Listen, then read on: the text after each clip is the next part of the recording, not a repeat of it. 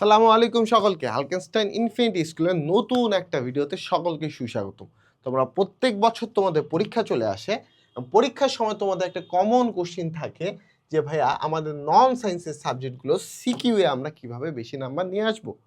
সায়েন্সের সাবজেক্টগুলো বলতে ম্যাথ, গণিত, এটা হচ্ছে ক্লাস 6 থেকে 8 পর্যন্ত, এবং 9-10 এর ক্ষেত্রে physics, chemistry, math, biology, higher math, এগুলোতে আমরা ভালো নাম্বার নিয়ে আসতে পারি। সমস্যা হয় না, আমি যা লিখি তাহার উপর পূর্ণ নাম্বার আসে। কিন্তু আমরা সবচেয়ে বেশি সমস্যা যেটা ফেস করি, এটা বাংলার ক্ষেত্রে আমি সিকিউয়ে ৮ করেও পাইলে ৮ সাথে ৫৬ হচ্ছে, ৭০-এর মধ্যে ৫৬, ৪০ তোমার হচ্ছে অলরেডি ১৪ মার্ক কাটা চলে যাচ্ছে। সো ভাইয়া আমি A+ কিভাবে পাবো?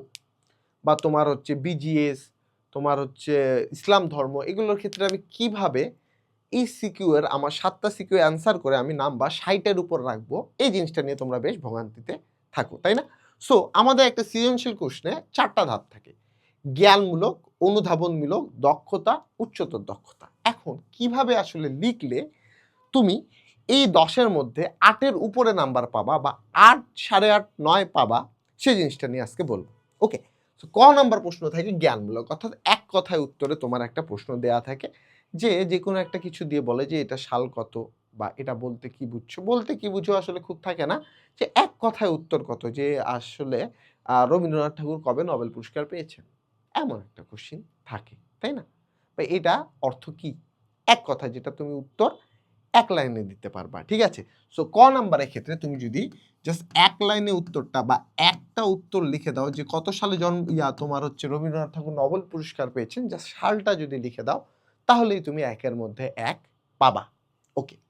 খ নাম্বার হচ্ছে অনুধাবনমূলক। এটাতে নাম্বার থাকে ২। এখানে সাধারণত বলে যে এটা বলতে কি বুঝো? এটা বলতে কি বুঝো? সো নাম্বার দেখে আমরা বুঝবো যে আমাদের কয়টা প্যারা হতে হবে। ১ নাম্বার ছিল একটা লাইন।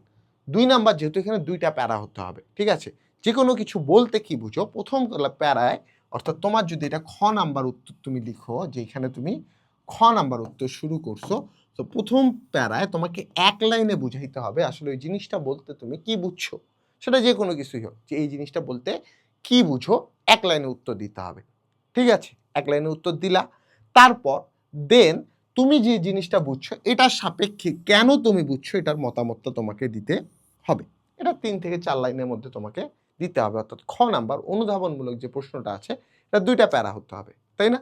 সো এখানে কি করতে হবে? যে এই জিনিসটা বলতে কি বুঝো? আসলে তুমি কি বুঝো? এটা এক লাইনে তোমাকে একটা উত্তর দিতে হবে। দেন কেন তুমি ওই জিনিসটা বুঝছো বা আসলে কি কারণে ওই জিনিসটা দ্বারা ওটা বুঝানো হচ্ছে, এই জিনিসটার সাপেক্ষে তোমাকে ৩ থেকে ৪ টা লাইন লিখতে হবে। তাহলে অনুধাবনমূলক প্রশ্নে তুমি ২ এর মধ্যে ২ পাবা। তারপর আসো দক্ষতা, যেখানে নাম্বার থাকে কত ভাইয়া? ৩। সো এই ৩ মার্কের প্রশ্ন, তাহলে প্যারা হবে কয়টা? ৩ টা। প্যারা হবে কয়টা? ৩ টা। ঠিক আছে? গ নাম্বার সেম কথা, এখানে তোমাকে বলে যে আসলে এই দুটার মধ্যে মিল অমিল কি, বা এই দুটার দ্বারা আসলে তুমি একটা লাইন বলছে, লাইনটা দ্বারা তুমি বলতে কি বুঝো বা তোমার মতামত দাও। ঠিক আছে? সো বলতে কি বুঝো বা তোমার মতামত দাও, সেক্ষেত্রে তোমাকে এক লাইনে আসলে আলটিমেটলি কি বুঝাইতে চাইছে বা তোমার মতামত কি এটা বলতে হবে। তারপর ৩-৪টা লাইনে তোমাকে এটা বুঝাইতে হবে যে কেন তোমার মতামতটা এমন, বা মিল অমিল কি জন্য আছে। ঠিক আছে? কি জন্য মিল অমিল আছে, এটা ২ থেকে ৩ লাইনে তোমাকে বুঝাইতে হবে। দেন ৩য় প্যারায় এই যে মিল অমিল সম্পর্কে একটু বিস্তারিত, বা তুমি আসলে কেন ওই জিনিসটার সাথে মতামতে এক, সেই জিনিসটার সাপেক্ষে একটু বেশি করে লিখতে হবে, অর্থাৎ ৭-৮ লাইনে লিখতে হবে। এবং এই গ নাম্বার প্রশ্নটা তোমাকে ১.৫ পৃষ্ঠা লিখতে হবে। ঠিক আছে? ১.৫ পৃষ্ঠা, অর্থাৎ এই যে দেখো একটা পৃষ্ঠা লিখলা তুমি, আরেকটা পৃষ্ঠায় তোমার এই মোটামুটি অর্ধেক পর্যন্ত যাইতে হবে। তাহলে তুমি এখানে ৩ এর মধ্যে ৩ পাওয়ার সম্ভাবনা অনেক বেশি। তাহলে ৩ নাম্বার প্রশ্ন, অর্থাৎ যেখানে দক্ষতামূলক যে প্রশ্নটা আছে, এখানে তোমাকে ৩ টা প্যারা করতে হবে। ১ম এ এক লাইনে উত্তর, সেটা তোমার সিদ্ধান্ত হোক বা যা কিছু হোক, কেন তোমার মনে হইছে এই জিনিসটা লিখবা।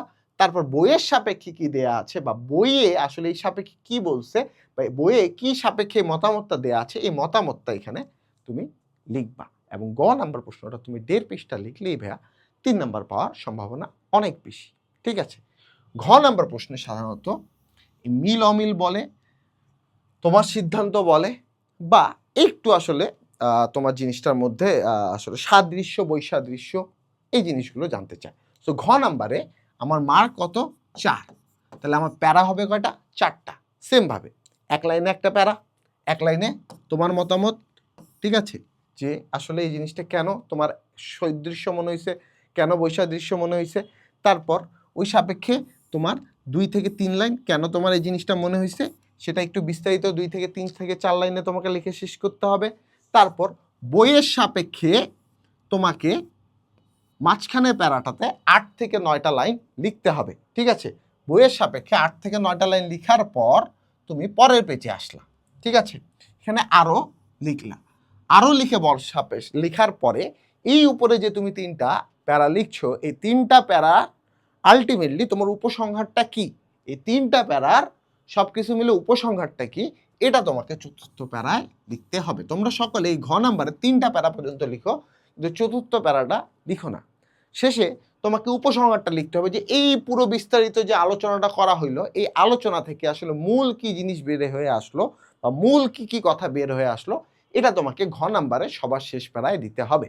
এবং তুমি যদি এখানে 4টা প্যারায় অ্যান্সারটা দিয়ে আসো এবং ঠিক যেভাবে বলছি এভাবে তুমি যদি উত্তর করে আসতে পারো, তাহলে কিন্তু তুমি এখানে 4-এর মধ্যে 3 পাওয়ার সম্ভাবনা আছে। দেখো 3 3 6 7 8 9, 9 তোমার ইজিলি বের হয়ে আসলো। তো তোমাকে এইভাবেই সিকিউগুলো তুমি যদি লেখো, অর্থাৎ যত মার্ক 6টা প্যারা, তাহলে কিন্তু তুমি 7-এর চেয়ে বেশি চোখ বন্ধ করে পাবা, 8-এর চেয়ে বেশিও পাবা, 8.5 9-এর ঘরে খুব ইজিলি পেয়ে যাবা। ওকে। আর তোমার লেখা যদি সুন্দর হয়, কাটাকাটি তুমি যদি না করো, খুব স্পষ্টভাবে লিখো, তাহলে 10-এর মধ্যে 10 পাওয়ার সম্ভাবনাও অনেক বেশি। তো সকলেই ভালো থাকো, সুস্থ থাকো, আল্লাহ হাফেজ।